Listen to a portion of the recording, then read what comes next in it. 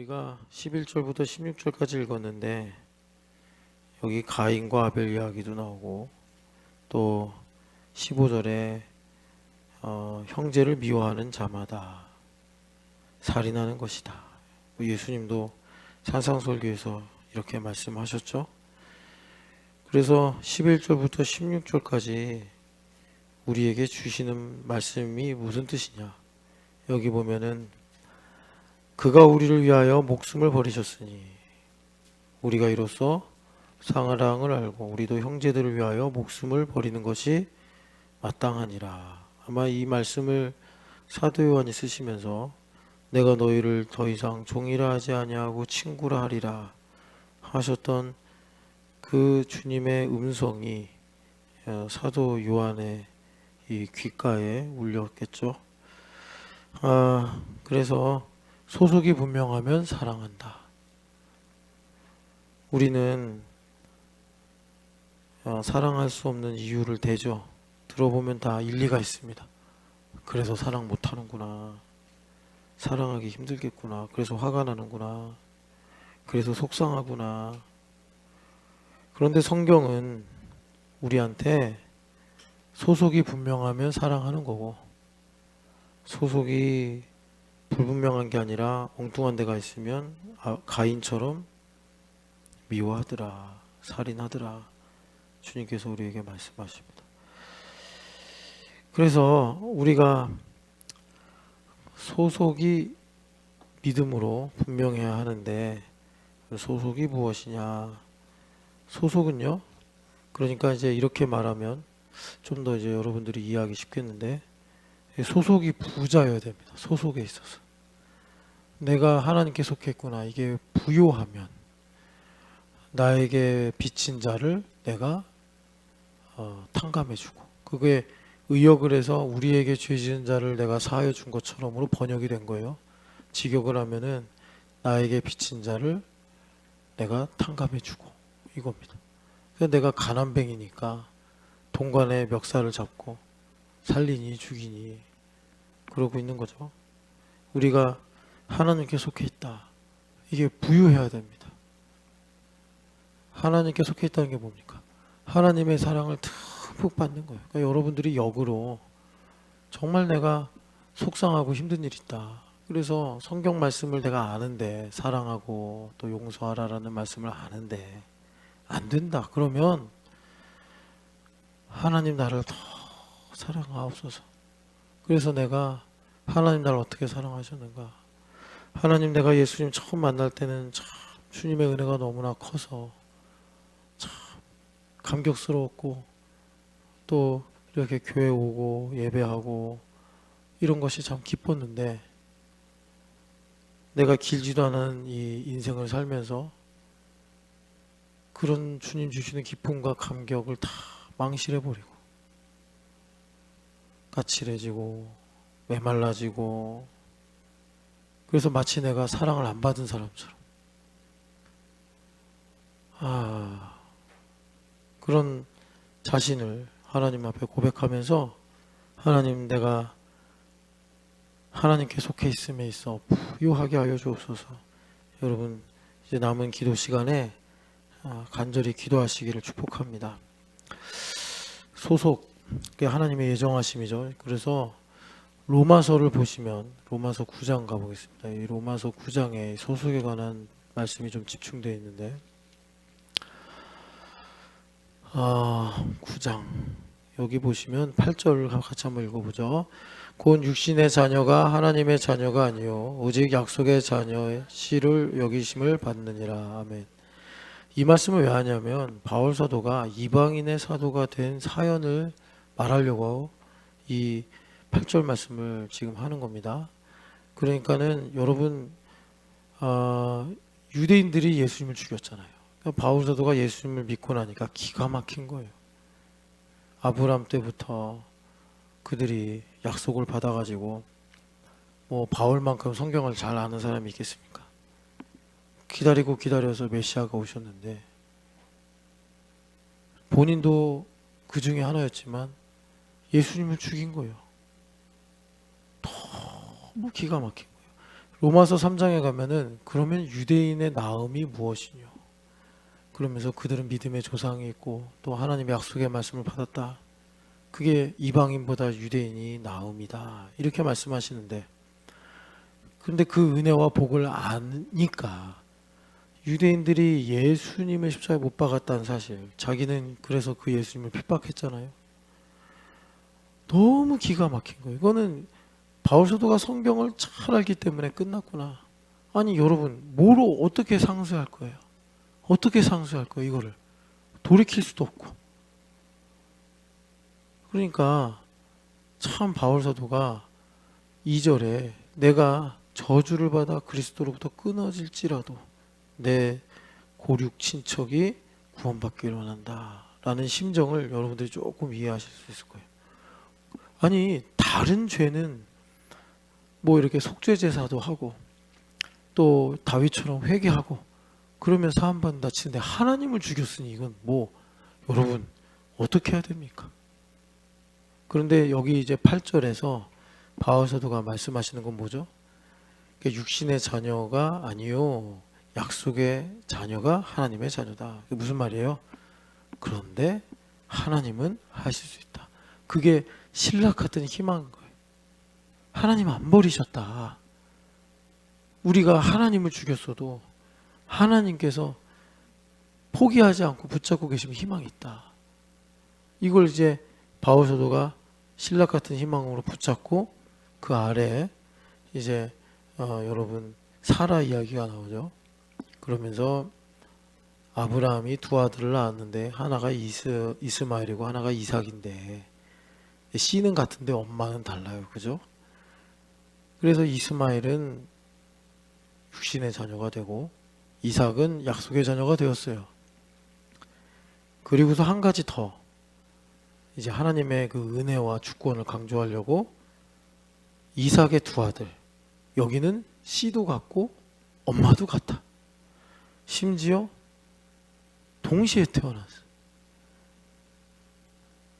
그런데도 하나는 육신의 자녀가 되고 하나는 약속의 자녀가 됐단 말이에요. 이 말씀을 하시는 이유가 아까 이제 9장 전체 맥락을 잠깐 말씀드렸지만, 누가 육신의 자녀고 누가 약속의 자녀냐 갈라치기 하려고 이 말씀 하시는 게 아니에요. 우리가 율법적으로 보면 그럼 교회 안에도 육신의 자녀가 있고 약속의 자녀가 있나 보다, 이런 이제 이해를 갖게 되죠. 그런데 바울 사도가 이 말씀 하시는 이유는 뭐냐면, 여러분들 지금 이제 이 말씀을 시간이 없어서 충분하게, 사실 여기서 이제 말하자면 그 활용점정에 해당되는 내용이 야곱과 에서인데, 그러면서 그 13절을 보시면요, 말라기 1장 말씀을 인용하면서 내가 야곱은 사랑하고 에서는 미워했다 하심과 같으니라. 그러면서 사실은 이거는 좀 역사와 법리가 같이 들어가야 되기 때문에 여기서 지금 다 제가 이게 설명을 드릴 수는 없고, 여기서 지금 바울서가 강조하려고 하는 건 누가 육신의 자녀고 누가 약속의 자녀냐를 구분하려고 하는 게 아니라, 하나님께서 택하신 바 하나님의 자녀를 끝까지 구원하시고 붙잡으시는 하나님의 주권과 은혜를 강조하려고 하는 거예요. 그러니까 여러분 잘 들으세요. 내가 아무리 망터리 엉터리 꼬부랑쟁이 뭐 하여튼간에 엉망진창이에요.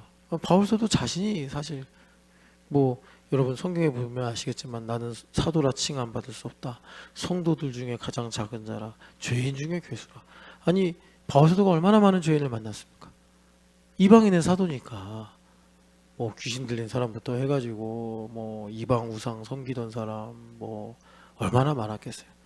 그런데 그런 바울 사도가 경건한 유대인들 대상으로 전도하고 다닌 바울이 아니고, 생전 하나님의 하자 예수님의 옛자도 들어보지 못하고 그냥 저기 우상 숭배하고 다니고 말이죠.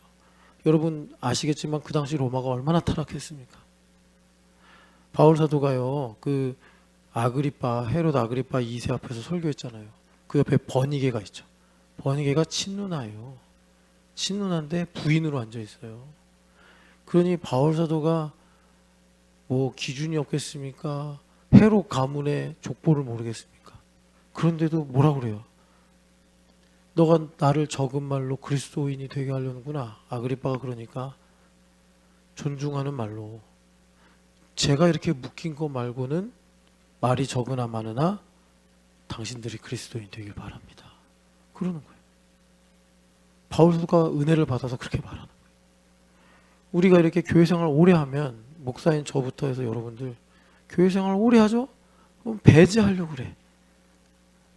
유대인들이 복음서에 나와서 하는 것처럼 창기 세리는 오지 마라. 너네도 오지 마라. 이렇게. 근데 복음은 아니란 말이에요. 예수님은 누구든지 오시오. 목마른 자는 누구든지 오시오. 그래서 하나님의 주권과 은혜로 우리가 구원을 받는다 이거예요. 자, 그래서 여기서 중요한 건 뭐냐면 어디를 보시냐면 지금 제가 연구를 하다가 그냥 이걸 그대로 들고 와가지고 주여 어디 있습니까? 여기 바울 사도가 자기의 직분에 대해서 하는 말이 있는데 제가 분명히 적어놨는데요. 그걸 이제 읽고 기도하려고 하거든요.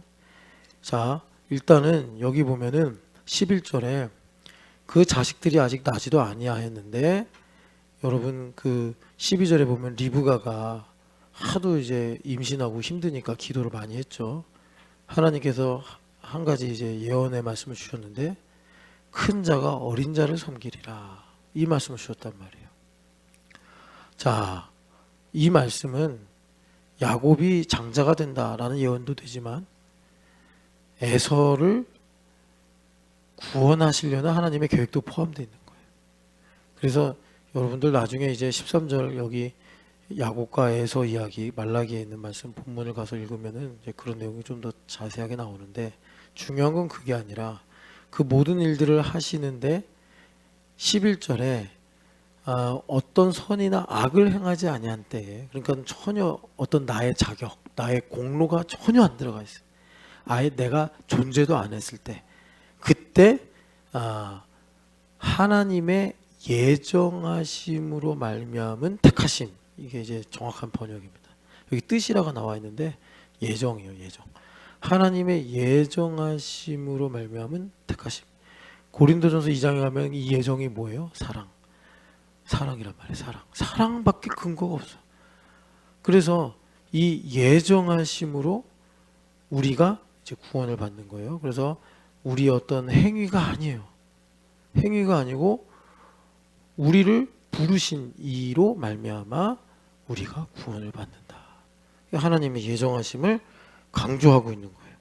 그래서 여러분 그 11장 13절 같이 읽어보겠습니다. 11장 13절. 자, 이제 쭉 바울 사도가 10장도 지나가고 이제 11장 점점 이제 결말로 가면서 읽어보겠습니다. 내가 이방인이 너희에게 말하노라. 내가 이방인의 사도인 만큼 내 직분을 영광스럽게 여기노니. 아멘. 자, 무슨 직분이죠? 이방인의 사도. 이걸 영광스럽게 여긴대요. 그럼 왜 그럴까요? 문제가 해결된 거예요.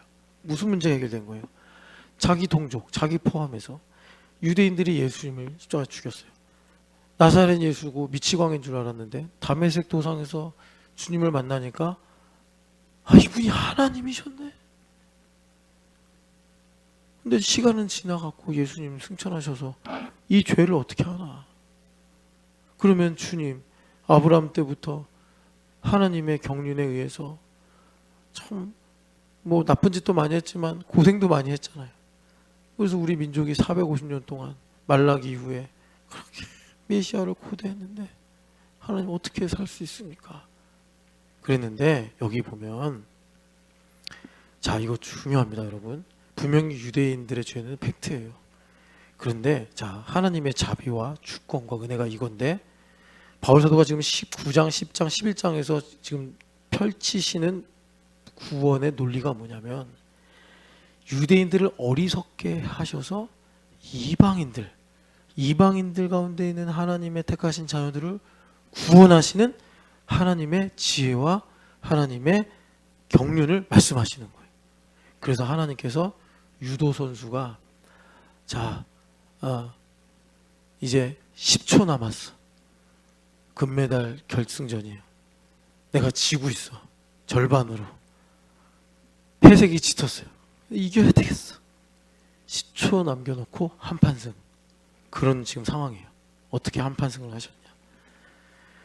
그 유대인들의 반역과 하나님의 아들이신 예수 그리스도를 죽인 이 일을 하나님께서 어떻게 그 지혜와 권능과 주권과 은혜로 이방인들 가운데 흩어진 하나님의 자녀들을 모으는 레버리지로 삼으시는 거예요.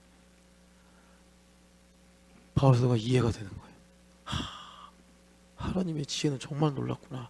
그래서 33절부터 깊도다 하나님의 풍성한 지혜예요. 여러분들 인생이 그렇단 말이에요. 우리 인생이 그렇고 우리 형제들의 인생이 그렇단 말이에요. 여러분, 그래서 정말 저주가 복이 되며 사망이 생명이 되며, 여러분 형벌이 하나님의 자비와 은혜가 되며, 여러분 슬픔이 변하여 기쁨이 되고 재가 변하여 찬송이 되는 복된 은혜를 받으시기를 축복합니다. 여러분들이 그렇게 죄인이라고 합시다. 나도 그렇게 죄인이라고 합시다. 하나님의 아들을 죽인 죄보다 크겠어요? 똑같은 죄인이지만, 그런데 우리 하나님께서 자비로 주권적인 은혜로 역사하시는 게 뭐죠? 그거를 레버리지 삼아서 이방인들을 구원하시는 거예요. 하나님께서. 지금 바울도 그 얘기하는 거예요. 그래서 자기 직분이 영광스럽대요. 우리로 말하면 뭐예요? 우리의 슬픔이, 우리의 실패가, 우리의 허물이 형제의, 자매의, 우리 신촌연합교회, 그래 이거예요. 우리는 그래서 말할 수 있는 거예요. 캠퍼스 청소년한테 나의 환난에 대해 낙심하지 마라. 우리 하나님께 영광 돌리는 고백이죠. 이는 너희들의 영광이니라. 여러분, 그렇게 하나님의 이 예정하심을 여러분 구하는 은혜가 있기를 축복합니다. 이제 마지막에 한 20분 남았는데, 하나님, 여러분 예정하심은요, 고린도 2장 20절 2장 10절에서부터 쭉 나오는 것처럼 오직 성령 하나님만 주실 수밖에 없어요. 왜냐하면 우리가 무슨 수로 창세전으로 돌아갑니까? 바울사도가 계속 말씀하시는데, 골로새서 로마서에 말씀하시는 게, 우리의 지성은 심각하게 오염이 돼서 천지 만물 속에서도 하나님을 보면서도 영화롭게도 하지 아니하고 감사하지도 아니하고 오히려 그것을 썩어질 버러지와 우상의 형상으로 바꾸어서 우리가 망한다잖아요. 우리의 지성이 그래서 예정하심을 공부해서 내가 또 체험해서 알 수가 없어요. 그걸 하나님께서 수단으로 사용할 수 있지만 본질은 뭐냐? 성령 하나님께서 나의 깊은 곳에 하나님의 영광의 빛을 비추실 때 1번, 여러분 꼭 이거예요. 내가 하나님의 예정하심을 어떻게 믿고 분명한 소속 가운데서, 여러분 요한일서 5장 1절이죠. 하나님께로부터 난 자마다, 예수님을 믿는 자는, 예수님께서 그리스도이심을 믿는 자는 하나님께로부터 난 자이니, 하나님께서 낳으신 자마다 누구를 사랑한다고요? 하나님 낳은 자를 사랑한다. 그래서 우리가 서로 사랑하자 그러는 거예요. 그러니까 여러분, 예정하심을 믿어야 돼. 내가 하나님께로부터 났다는 걸, 성령과 물로 거듭나서 내가 하나님께로부터 난 자라는 걸 확고하게 믿어야 돼. 우리가 아무리 애쓰고 다짐해도 우리 힘으로 사랑 못해요. 하나님의 사랑이 나로부터 흘러가야 된다고. 그러니까 어떻게 해야 되겠어요? 하나님의 사랑을 입어야 된다. 하나님의 사랑은 뭐예요? 나의 예정하심. 근데 그거는 내가 아무리 다짐하고 노력해도 알 수가 없는 거예요. 성령 하나님만 우리에게 가르쳐 줄 수 있는 거예요. 성령 하나님 어떻게 가르쳐 주세요? 1번, 은혜구나. 우리 찬송 가사에도 있잖아요. 은혜로다, 은혜로다, 주의 은혜. 여러분, 늘 비단 같은 은혜로 여러분들의 인생을 우리 하나님께서 덮으시기를 축복합니다. 여러분, 그 대제사장의 의복 중에 이제 가장 속에 입는 것이 일반 제사장들이 입는 흰 세마포, 이제 거룩하게 됐다는 거죠. 깨끗하게 정결하게. 그리고 그 위에 대제사장은 뭘 입죠? 청색 에봇을 입죠. 청색 에봇. 은혜로 우리를 탁 덮어주신 거, 주님께서. 여러분, 그 은혜로 덮이시기를 축복합니다. 하나님 은혜입니다. 다 은혜입니다. 그럴 때 우리 성령 하나님께서 나를 연단받은 지각을 주사 영적인 일을 분별하게 하신다. 그 영적인 일을 분별하는 영적인 사고를 가지면 어떻게 돼요? 지금 바울사도처럼 나의 이방인의 사도로서의 직분이 영광스럽구나. 왜 영광스러운 거예요? 뭐 능력이 많아서 내가 똑똑해서가 아니에요. 바울 사도가 9장 1절에서부터 말씀하시는 이 고륙지친을 어떻게 하면 구원할 수 있을까? 하나님의 깊은 비밀을 깨달으신 거예요. 그래서 나중에 25절에 보면 너희도 이 비밀을 알기를 원하노라 말씀하는 거예요. 여러분, 그럴 때 우리가 하나님의 예정하심을 믿고 우리가 서로 사랑하라 라는 주님의 세 계명을 우리 삶에서 지킬 줄 믿습니다. 여러분.